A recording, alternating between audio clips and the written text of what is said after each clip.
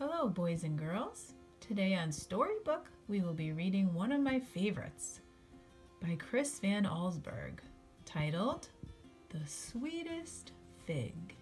Monsieur Bibot, the dentist, was a very fussy man. He kept his small apartment as neat and clean as his office. If his dog Marcel jumped on the furniture, Bibot was sure to teach him a lesson.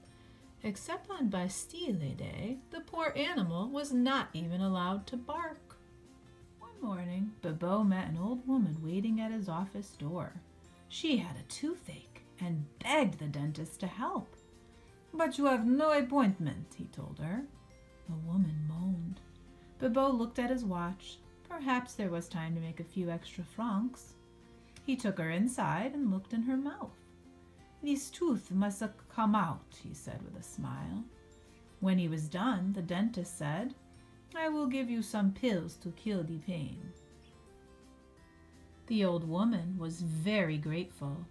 "I can't pay you in money, but I have something much better."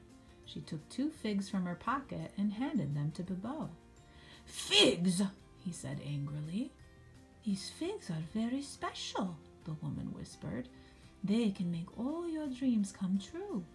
She winked at him and put her finger to her lips. It was clear to Bibot that the woman was crazy. He set the figs down and took her by the arm. When she reminded him about the pills, he said, "I'm sorry, only for paying customers," and shoved her out the door. That evening, Bibot took his little dog to the park. Poor Marcel loved to sniff the tree trunks and bushes, but whenever he stopped, Bibot would pull sharply on the leash. Just before going to bed, the dentist had a small snack. He sat at his dining room table and ate one of the figs the old woman had given him. It was delicious, possibly the finest, sweetest fig he'd ever had. In the morning, Bibot dragged Marcel down the stairs for his morning walk. The steep steps were hard for the short-legged dog, but Bibot wouldn't think of carrying his pet. He hated to get Marcel's white hairs on his beautiful blue suit.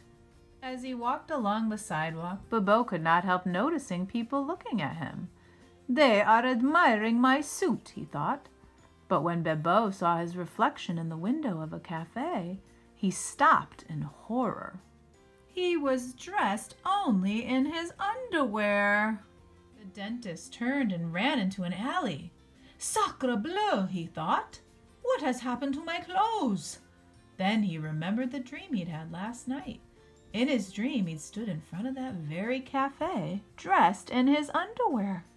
Something else had happened in his dream, and Bibot struggled to recall it.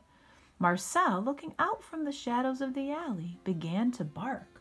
The dentist looked up and saw the rest of his dream come true. No one noticed Bibot as he ran home in his underwear.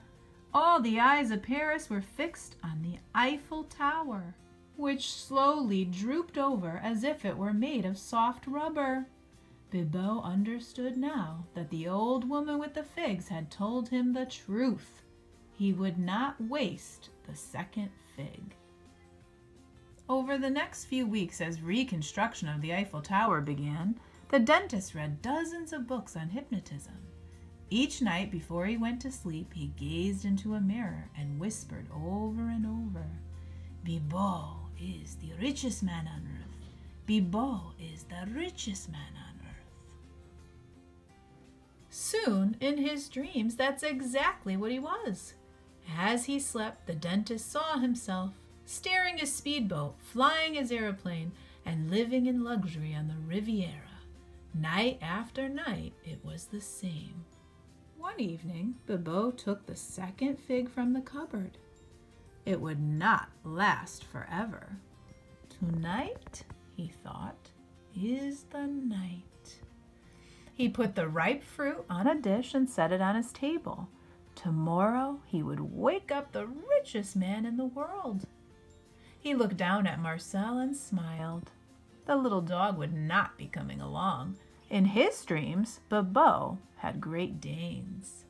As the dentist reached into his cupboard to take out some cheese, he heard the crash of breaking china.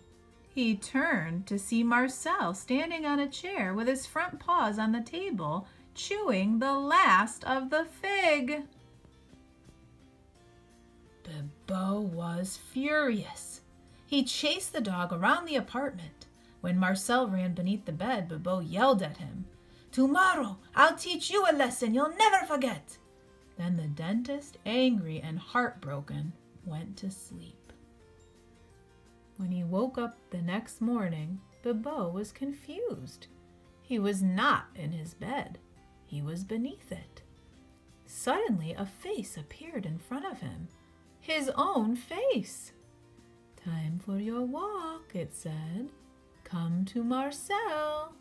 A hand reached out and grabbed him. Bibo tried to yell, but all he could do was bark. The end.